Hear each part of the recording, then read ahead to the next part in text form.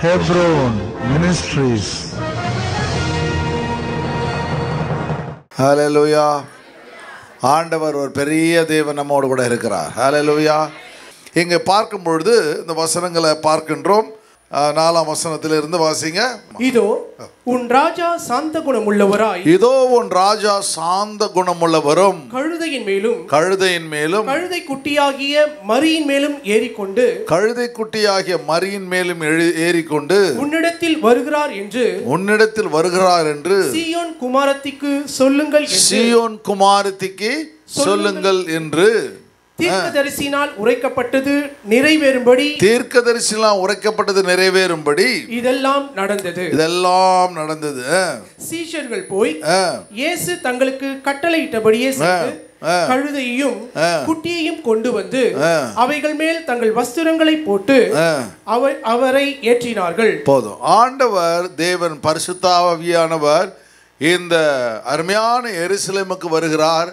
வெற்றி பவனியாய் வருகிறதா நம்ம குறித்தோலை ஞாயிறு என்று கொண்டாடுகின்றோம். சரி, இந்த பகுதியில் 4 காரியங்களை நம்ம பார்க்க இந்த பகுதியில் 1 ராஜாக்கள் புத்தகம் 1ஆம் அதிகாரம் இதனுடைய ஒத்த அருமையான காரியம் 1 ராஜாக்கள் புத்தகத்தில் முன்பாகவே தாவீது செய்திருப்பதை நாம் பார்க்க முடிகிறது. எவ்வளோ அழகாக அக்யூரேட்டாக என்ன நடக்க போகுது என்பதை அவன் உணர்ந்து ஒரு தீர்க்கதரிசியை போல தன்னுடைய மகனாகிய சாலமோனுக்கு அந்த கழுதையின் மேல் அவனை ஏற்றி அவனுக்கு சிங்காசனத்தை கொடுக்கிற ஒரு அருமையான காட்சி தான் அது நம்மை பிரமிக்க செய்கிறது. அதே பிதாவாகிய தேவன் என்ன பண்ணுறாரு, தம்முடைய குமாரனாகிய கிறிஸ்துவுக்கு கழுதையின் மேலே ஏற்றி சிங்காசனத்திலே அமர பண்ணுகிற காட்சி. ஒரு சில வசனம் மாற்றி வாசித்து பிறகு நம்ம தேவனுடைய செய்திக்குள் ஆண்டவர் நம்மை நடத்தி செல்ல வல்லமை உள்ளவராக இருக்கிற 1 ராஜாக்களின் புத்தகம் 1ஆம் அதிகாரம் 29ஆம் வசனத்தை வாசிங்க. அப்பொழுது ராஜா, உன் குமாரனாகிய சாலமோன் எனக்கு பின் அரசாண்டு அவனை என் ஸ்தானத்தில் என் சிங்காசனத்தின் மேல் வீற்றிருப்பான் என்று நான் உனக்கு இஸ்ரவேலின் தேவனாகிய கர்த்தர் மேல் ஆணையிட்டபடியே இன்றைக்கு செய்து தீர்ப்பேன் என்பதை என் ஆத்துமாவை எல்லா இக்கட்டுக்கும் நீங்களாக்கி மீட்ட கர்த்தருடைய ஜீவனை கொண்டு சொல்லுகிறேன் என்று ஆணையிட்டான். இந்த வசனங்களை பார்க்கும் பொழுது அருமையான தாவீது என்ன சொல்றான், பத்சேபாவில் சொல்றான், சாலமோனை எங்க இடத்துல கொண்டு வா, அவனுக்கு நான் சிங்காசனத்தை கொடுக்க போகிறேன். ஹல்லேலூயா.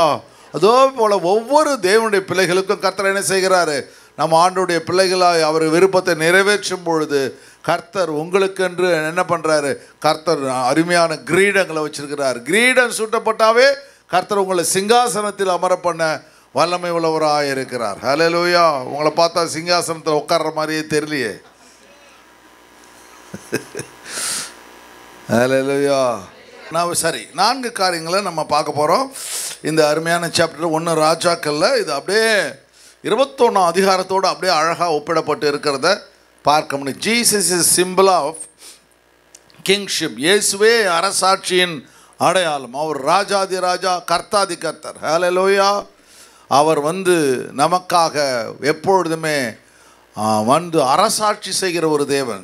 ஜீசஸ் இஸ் சிம்பிள் ஆஃப் கிங்ஷிப்னா இயேசுவே அரசாட்சியின் அடையாளம். இந்த செய்தியினுடைய தலைப்பு இயேசுவே அரசாட்சியின் அடையாளம். Jesus is symbol of kingship. 4 காரியங்களை தேவன் நமக்கு இன்றைக்கு கற்றுக் கொடுக்க வல்லமை உள்ளவராக இருக்கிறார்.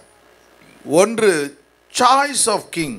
ராஜாவினுடைய விருப்பத்தை நிறைவேற்ற வேண்டும். சொல்லுங்க, ராஜாவினுடைய விருப்பத்தை நிறைவேற்ற வேண்டும். இந்த சீஷர்கள் என்ன பண்ணாங்க, போயிட்டு அங்கே இருக்கிற அந்த கழுதை குட்டையை அவிழ்த்து கொண்டு வாருங்கள் சொன்ன உடனே ஆண்டவர் இயேசு சொன்ன உடனே சீஷர்கள் கீழ்ப்படிஞ்சு என்ன பண்ணாங்க, போயிட்டு அவிழ்த்து கொண்டு வந்தார்கள். ஏன் அவிழ்த்துட்டு வரணும், எங்கே இருக்கும் அப்படின்னு கேள்விகள் கேட்கவில்லை. சரி, இங்கே பாருங்கள்.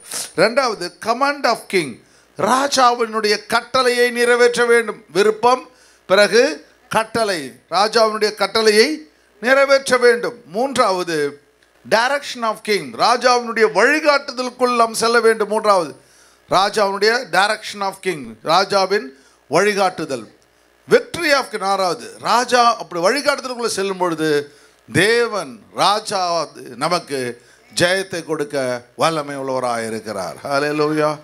இங்கே தாவீது ராஜாவுடைய கட்டளைகளை அவனுடைய என்ன கூட இருக்கிற சேவகர்கள், அந்த பிரிஸ்ட், அந்த ஆசாரியன், அவர்கள் எத்தனை பேரும் நிறைவேற்றுகிறத பார்க்குறோம். எதிர்த்து ஒரு வார்த்தை கூட பேசவில்லை. அதுபோல் தேவனுடைய வார்த்தைகளுக்கு கீழ்ப்படிந்து அவருக்கு நம்மை அர்ப்பணிக்கும் பொழுது தேவன் நம்மை ஆஸ்வதிக்க வல்லமை உள்ளவராக இருக்கிறார். போன வருஷம் பாம் சண்டையில் என்ன செய்தி கொடுத்த யாருக்கா ஞாபகம் இருக்கா? நேற்றே நமக்கு தெரியாது, போன வாரமும் தெரியாது, போன மாதம் தெரியாது, எங்கே போன வருஷம் பாம் சண்டே கொடுத்த சாம்பியன் ஆஃப் கிரைஸ்ட், சாம்பியன் சொல்லி ஒரு செய்தி கொடுத்தேன். சரி, பரவாயில்ல. இங்கே பாருங்கள், வெளிப்படுத்தின விசேஷம் கொடுத்தேன். எல்லோரும் கேட்குறாங்க, எப்படி பாஸ்டர் 30 வருஷம் ஒரே ஒரு 2 வருஷம் தான் நான் அந்த 21ஆம் அதிகாரம் எடுத்தேன். 2-3 வருஷம், மற்ற அத்தனை வருஷமும் வெவ்வேறு சப்ஜெக்ட் நான் உங்களுக்கு பிரசங்கம் பண்ணது நான் கொஞ்சம் பார்த்தேன். பரவாயில்ல அப்படின்னு சொல்லி நான் நினச்சிக்கிட்டேன் என்னையே. சரி, கவனிங்க, எப்படி கழுதன்னு எடுக்காமல் உங்களை குதிரையாக மாற்றி வச்சுருக்கார் ஆண்டவர். யானையாய் மாற்றாமல் இருந்தால் நன்றி. சரி, கவனிங்க, ஆண்டவர் 4 காரியங்களை கர்த்தர் நமக்கு. இந்த பாம் அப்படின்னாவே என்ன அர்த்தம்? பாம்னா என்ன அர்த்தம்? பியூரிட்டி. பாம் சண்டே என்ன? பியூரிட்டி, பரிசுத்தம் உள்ளது அப்படின்னு அர்த்தம். பாம்னா அந்த வளையுது பாருங்க, ஒபீடியன்ஸ் இல்லையா? நான் அடிக்கடி சொல்கிறேன், ஞாபகம் வச்சுங்க, ஒபீடியன்ஸ். நம்ம எப்போவுமே நம்ம கீழ்ப்படுதல் உள்ளவராக இருக்க வேண்டும். பாம் ஸ்வீட் ஓடர்னு சொல்லுவாங்க, அதில் ஒரு ஸ்மெல் வரும். அதுபோல் நீங்களும் நானும் எப்படி இருக்க வேண்டும்? நறுமணம் உள்ளவர்களாக கர்த்தர் வச்சுக்கிறாரு. சரி, இங்கே கவனிக்க, 4 காரியங்களை தேவன் நமக்கு அங்கே பார்க்கும் பொழுது 1 ராஜாக்கள் புஸ்தகம் 1 28-29. அப்பொழுது தாவீது ராஜா பிரதியுத்தரமாக,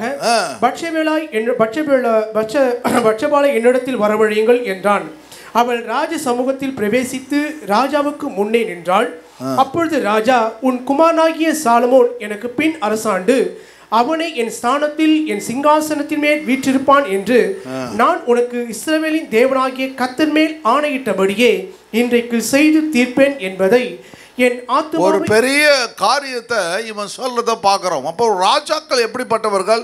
ஒரு ஆணை அப்படின்னா உங்களுக்கு ஒரு கமாண்ட், உங்களுக்கு நான் சொல்கிற வார்த்தை சொன்னாங்கன்னா அந்த ராஜா நிறைவேற்ற வேண்டும். யாராவது சொல்லிடுறான், நல்லா டான்ஸ் ஆடுறம்மா, உனக்கு என்ன வேணும்? யோவானுடைய தலை வேணும் அப்படின்னு கேட்டுறா. பார்த்து, யோவானுடைய தலை வேணும் கேட்டுறா. உடனே வெட்டி எடுத்துட்டு ஓடாடுறான் பாரு. என்ன பயங்கரம்! அந்த நாட்டில் ஒரு பெரிய, அவனை பார்த்து பயந்துட்டு இருந்த அந்த ஏரோது அந்த மகளுடைய வார்த்தைகளுக்கு, சின்ன பிள்ளை 12 வயசு பிள்ளை கேட்டு, 12-14 வயசு பிள்ளை கேட்ட உடனே அந்த வார்த்தை எல்லாருக்கும் முன்னாடி சொல்லிட்டான், நீ எதை கேட்டாலும் நான் உனக்கு தருவேன், கேளு, ராஜ்யத்தில் பாதி கூட கொடுங்க, என்ன வேணாலும் கேட்கல. எஸ்தர் ராஜாஜிகிட்ட கேட்குறான் பாரு, உனக்கு என்ன வேணும் கேளு. அந்த வார்த்தை அவ்வளோ பவர்ஃபுல். அந்த வார்த்தை நிறைவேற்றுவார்கள் ராஜாக்கள். நீங்கள் உங்களையும் என்னையும் கர்த்தர் எப்படி ராஜாக்களும் ராஜாத்திகளுமாய் கர்த்தர் அழைத்திருக்கிறார். ஹல்லேலூயா. அப்போ தேவனுடைய பிள்ளைகள் எப்படி இருக்க வேண்டும்? வார்த்தைகளை நிறைவேற்றுவர்களாக இருக்க வேண்டும். ஹல்லேலூயா. பேசும்பொழுதே பார்த்து பேசணும்னு அர்த்தம். அப்போ பாருங்க, அவன் சொல்கிறான் பாருங்க, உன் குமாரனாகிய சாலமோன் எனக்கு பின் அரசாண்டு அவனே என் ஸ்தானத்தில் என் சிங்காசனம் வீற்றிருப்பான் என்று நான் உனக்கு இஸ்ரவேலின் தேவனாகிய கர்த்தர் மேல் ஆணையிட்டபடியே. சின்ன வயசில் சொல்லி அந்த நாட்டில் சொல்லியிருப்பான். ஆனால் அவனுக்கு எக்கச்சக்கமான பிள்ளைகள் எல்லாம் இருந்துச்சு. அப்போ யாரை ராஜா வாக்க வேண்டும் என்று அவன் தேவனிடத்திலே கேட்கின்றான். அதனுடைய சீக்ரெட் என்னன்னா, ராஜா தனக்கு பிடிச்சவங்களுக்கு செய்யல, தேவனுக்கு எது பிடிக்கும் என்பதை தேவன் அறிந்திருக்கின்றான். ராஜா அறிந்திருக்கிறான். ஆணையிட்டபடியே இன்றைக்கு செய்து தீர்ப்பேன் அப்படி சொல்கிறான் பாருங்க. ஆணையிட்டபடியே நான் அதை செய்து தீர்ப்பேன். 1 நாளாகமத்தில் 22ஆம் அதிகாரத்தில் 5ஆம் வசனம் பாருங்க. தாவீது என் குமாரனாகிய சாலமோன் வாலிபனும் இளைஞனுமாய் இருக்கிறான். கர்த்தருக்கு கட்டப்படும் ஆலயம் சகல தேசங்களிலும் கீர்த்தியும் மகிமையும் உடையதாய் விளங்கும்படி மகா பெரிதாய் இருக்க வேண்டும். ஆகையால் அதற்காக வேண்டியவைகளை இப்பொழுதே சேகரம் பண்ண வேண்டும் என்று சொல்லி தாவீது தன் மரணத்திற்கு முன்னே திரளாய் சபதரித்து வைத்தான். 9ஆம் வசனம். இதோ உனக்கு பிறக்க போகிற குமாரன் அமைதியுள்ள புருஷனாய் இருப்பான். அமைதி, ஆண்டவர் சொல்றார், உனக்கு பிறக்க போகிற குமாரன் அமைதி உள்ள புருஷனாய் இருப்பான். சுற்றிலும் இருக்கும் அவன் சத்துருக்களை எல்லாம் விலக்கி, சுற்றிலும் இருக்கும் சத்துருக்கள் எல்லாம் விலக்கி அவனை அமர்ந்திருக்க செய்வேன். அவனை அமர்ந்திருக்க செய்வேன். ஆகையால் அவன் பேர் சாலமோன் என்னப்படும். அவன் பேர் சாலமோன் எனப்படும். அவன் நாட்களில் இஸ்ரவேலின் மேல் சமாதானத்தையும் அமெரிக்கையும் அருளுவேன். அவன் என் நாமத்திற்கு ஆலயத்தை கட்டுவான். அவன் என் நாமத்திற்கு ஆலயத்தை கட்டுவான். அவன் எனக்கு குமாரனாய் இருப்பான். அவன் எனக்கு குமாரனாய் இருப்பான். அவனுக்கு பிதாவாய் இருப்பேன். நான் அவனுக்கு பிதாவாய் இருப்பேன். இஸ்ரவேலை ஆளும் அவனுடைய ராஜாங்கத்தின் சிங்காசனத்தை என்றென்றைக்கும் நிலைப்படுத்துவேன் என்றார். அப்பா, இவ்வளோ காரியத்தை என்ன பண்றாரு தேவன்? என்ன பண்றாரு? தாவீதுக்கு சொல்லி விடுகிறார். தாவீது நம்ம beloved of the Lord, தேவனுடைய இருதயத்திற்கு ஏற்றவன் என்று அர்த்தம். ஹல்லேலூயா, ஹல்லேலூயா. அப்போ தாவீதுன்னு யார் யாரெல்லாம் பேர் வச்சிருக்கீங்களோ ஜாக்கிரதையா இருக்கு. ராஜா போல வாழணும், கூஜா போல வாழக்கூடாது. ஆமாம், ராஜா போல இருக்க வேண்டும். நான் உட்காரும் போது ராஜா போல உட்காரணும். படுக்கும்பொழுது எப்படி வேணாலும் படுங்க, ஆனால் உட்காரும் போது, எழுந்திருக்கும் போது, நடக்கும்பொழுது எப்படி போகணும்? ராஜா போல இருக்கணும். சார் இங்கே கவனிங்க. அப்போ ஆண்டவருடைய திட்டங்களை ஆணையிட்டான். எப்படி ஆணையிடுகிறான் அப்படின்னா, கர்த்தர் தனக்கு கொடுத்த திட்டங்களை அவன் என்ன செய்கிறான்? நிறைவேற்றுகிறதை பார்க்க முடிகிறது. ஆண்டுடைய இரக்கங்களுக்கும் தயவு ஆசீர்வாதத்திற்கும் முடிவில்லாமல். ஹல்லேலூயா. ராஜாவினுடைய விருப்பம். எந்த ராஜா? இயேசு ராஜா, பரலோகத்தின் ராஜா. அந்த விருப்பத்தை இந்த ராஜா நிறைவேற்றுகிறார். ஹல்லேலூயா. அப்போ தேவனுடைய பிள்ளைகளாகிய நாம ஆண்டவர் ஆசாரிய கூட்டமாய் நம்ம அழைக்கப்பட்டிருக்கிறோம். சொந்த ஜனமாய், பரிசுத்த ஜனமாய், இல்லையா? ஆண்டவர் உங்களையும் என்னையும் அவருடைய திட்டங்களை, விருப்பங்களை நிறைவேற்ற கர்த்தர் நமக்கு இரக்கம் செய்ய வல்லமை உள்ளவராய் இருக்கின்றான். அந்த திட்டங்களை அவன் நிறைவேற்றுகின்றான். அப்போ அதே பிதாவாகிய தேவன் குமாரனுக்கு கொடுத்த திட்டங்களை அங்கே அவர் நிறைவேற்றுகின்றார். என்ன காரியம் புத்தக சுருளில் என்னை பற்றி எழுதப்பட்டிருக்கிறதே, அவற்றை எல்லாம் உணர்ந்து செயல்படுகிற ஒரு ஆண்டவர் நம்மோடு கூட இருக்கிறார். அதுபோல நீங்களும் நான் என்ன செய்ய வேண்டும்? கர்த்தருடைய விருப்பத்தை நிறைவேற்ற வேண்டும். எஸ்தர் பார்த்தீங்களா? எஸ்தரை குறித்து வேதாகமத்தில் வாசிக்கும் பொழுது 2ஆம் அதிகாரத்தில் பார்க்கும்பொழுது அங்கே பார்க்குறோம். 6ஆம் வசனம் பாருங்கள், 2:6 பாருங்கள். அது ஒரு வசனத்தை மட்டும் வாசிப்பு பாருங்கள். பாபிலோன் ராஜாவை நெபுக்கத்நேச்சார் யூதாவின் ராஜாவுக்கு பிடித்து கொண்டு போகிற போது, அருமையாக போகிற பொழுது எருசலேமில் இருந்து ஆண்டவர் என்ன பண்ணுறாரு? இவர்களை பிடித்து கொடுப்பார். அதில் மொர்கதாய் என்ற ஒரு மனுஷன் இருக்கான். அவன் ஒரு அனாதை, அப்பா அம்மா இல்லாத ஒரு அனாதை பெண்ணாகிய எஸ்தரை எடுத்து அவன் வளர்க்கின்றான். அந்த வளர்க்கிற பிள்ளையை தேவன் என்ன பண்ணுறாரு? தன்னுடைய ராஜ்யத்தில் ராஜாத்தியாய் உயர்த்துகிறார், சிங்காசனத்தில் அமர பண்ணுகின்றார். அப்போ தேவனுடைய விருப்பம், அவன் அடிமையாக இருந்தாலும் கூட, அப்பா அம்மா இல்லாமல் இருந்தாலும் கூட, யாரும் தன்னை ஆதரிக்கிறதுக்கு ஒருவரும் இல்லாத இருந்த நிலையில் கர்த்தர் ஆதரிப்பதற்காக ஒருவரை நியமிக்கின்றார். அவன் அடிமையாக கொண்டு போகப்பட்டவன். அந்த பெண் அழுதுருப்பா, கதறிருப்பா. ஐயோ, எல்லாருக்கும் அப்பா அம்மா இருக்காங்க, எனக்கு அப்பா அம்மா இல்லையே நினச்சிருப்பா. இந்த மொர்கதா என்ன பண்ணுறான்? அப்பாவும் அம்மாவாக இருந்தவனை வளர்க்கின்றான். அதற்கு மேலாக தேவனிடத்தில் அவர் கதறி அழுதிருப்பா. கர்த்தர் அவளை புற தேசத்தில் ராஜாத்தியாக உயர்த்துகிறார். ஹல்லேலூயா. அதனால் தேவனுடைய பிள்ளைகளை, கர்த்தர் உங்கள் மேல் விருப்பம் கொண்டாரானால் எந்த இடத்துலையும் தேவன் உங்களை உயர்த்த வல்லமை உள்ளவராக இருக்கின்றார். ஹல்லேலூயா. ஐயோ, நான் அடிமை இல்லை, எங்கள் அப்பா இல்லை, எங்கள் அப்பா இருந்தால் நல்லா படிச்சிருப்பேன், எங்கள் அப்பா இருந்தால் நான் என்ன பண்ணுவேன், பெரிய ஆளாக இருப்பேன். இந்த இங்கேருந்து போனீங்கன்னா அது பக்கத்தில் ஒரு பெரிய பில்டிங் இருக்குது பாருங்கள். 5 ஃப்ளோர் 7 ஃப்ளோர் பில்டிங். அந்த பில்டிங்கோட ஓனர் எனக்கு ஃப்ரெண்டு. அந்த பில்டிங்கோட ஓனர் ஃப்ரெண்டு. அவர் சின்ன வயசில் அவர் கதையை என்கிட்ட சொல்லும்பொழுது எனக்கு ரொம்ப ஆச்சரியமாக இருந்துச்சு. நானும் சொன்னேன், நானும் செலக்டவில்லை, நானும் என்னுடைய கதையை சொன்னேன். சரி, அவர் சொல்கிறாரு, அவர் சின்ன வயசில் ஃபாதர் மதர் அப்பா அம்மா கிடையாதான். ஒருத்தங்க எங்கள் மாமா கொண்டு போயிட்டு ஒரு வீட்டில் போயிட்டு வேலை செய்கிறதுக்கு விட்டாராம். வேலை செய்கிறதுக்கு விட்டு ரொம்ப பெரிய ஸ்டோரி, அதனால் நான் சீக்கிரமாக ஷார்ட்டாக சொல்கிறேன் பாருங்கள்.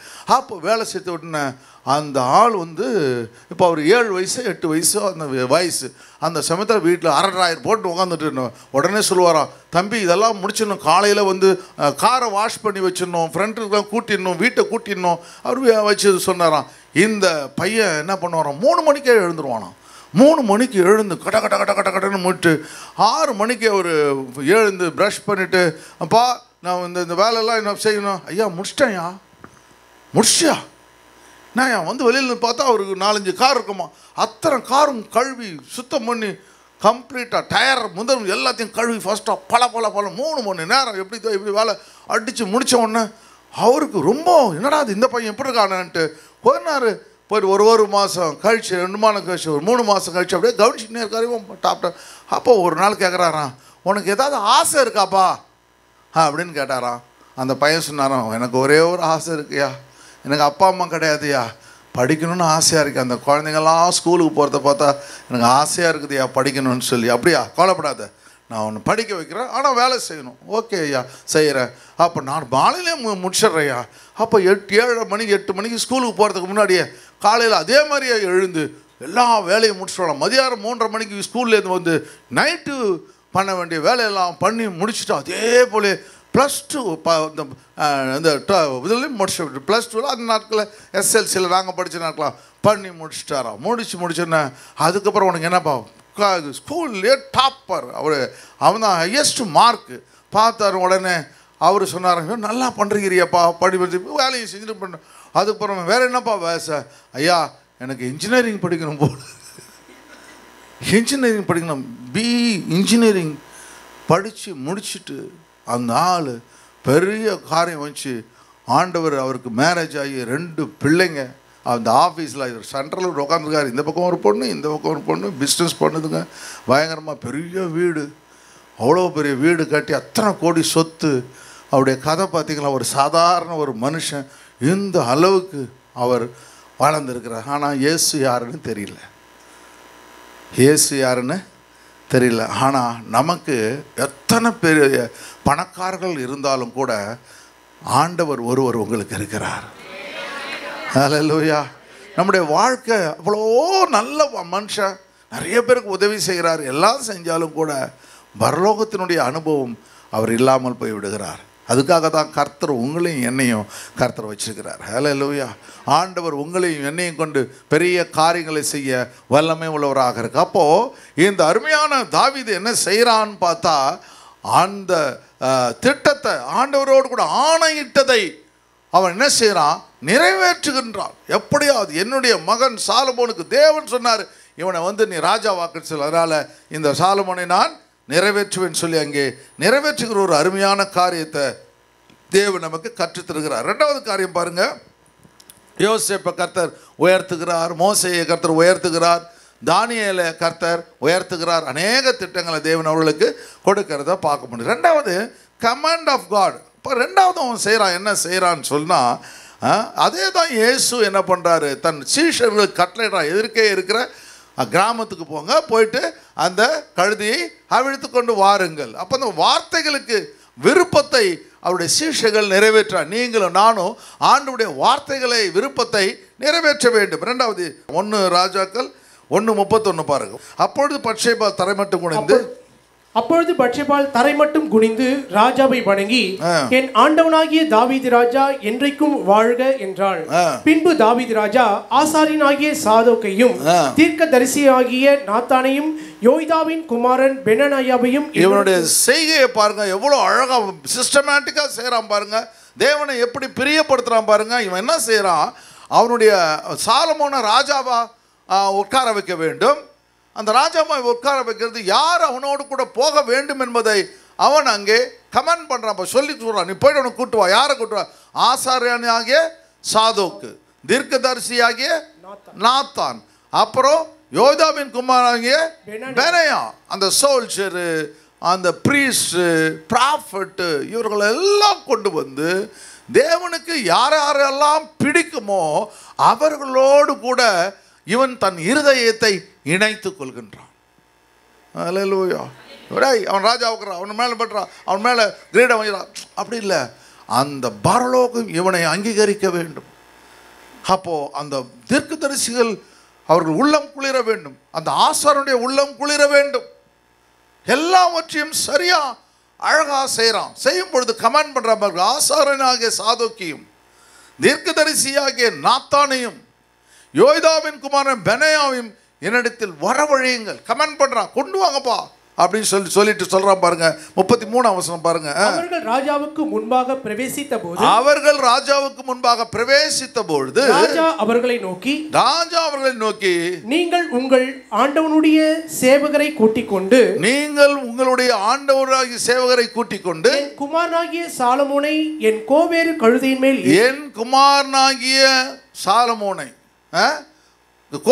கழுதையின் மேலே ஏற்றி அவனை கீகோனுக்கு அழைத்து கொண்டு போங்கள். இந்த காரியங்களை பார்க்கும் பொழுது ஆண்டவர் தன் சீஷரோட என்ன வார்த்தைகளை சொல்றாலோ அதே முன்பாகவே தாவீது செய்து விடுகின்றான். ரொம்ப அழகான காரியங்கள்.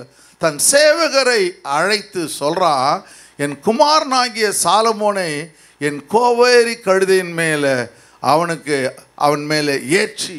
பார்த்தீங்களா, இதுதான் ஆண்டவர் செய்கிறாரு. அந்த கோவேரி கழுதியை கொண்டு வந்து அது மேலே உட்கார்ந்து அவர் போகும் பொழுது என்ன பண்ணுறாங்க, அவர்கள் வஸ்திரங்களை விரிக்கின்றார்.